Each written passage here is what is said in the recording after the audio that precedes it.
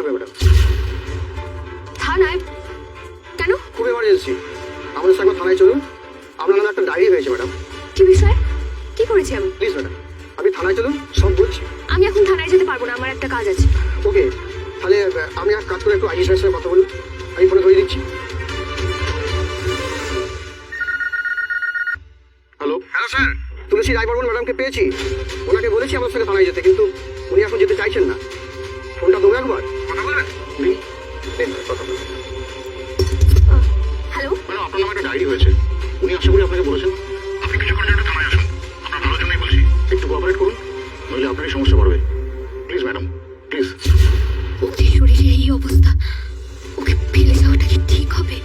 কবিরাজ মশাই তো আশেপাশে হয়তো আছেন, নিশ্চয়ই কিছুক্ষণের মধ্যে ফিরে ওর চিকিৎসা করবেন।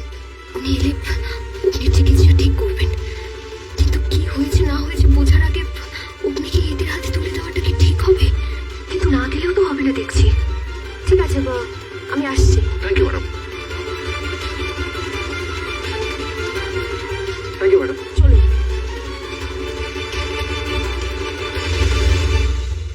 হাঁ করে দাঁড়িয়ে থেকো না ইডিয়েট, আশেপাশে একটু খোঁজ নাও। কালকে রাত্রিরে না হয় পারোনি, কিন্তু এখন দিনের বেলা অন্তত খোঁজ নাও, দেখো, জিজ্ঞেস করো লোকজন কেউ কেউ দেখেছে কিনা, যেভাবেই ও খোঁজ নেওয়ার চেষ্টা করো।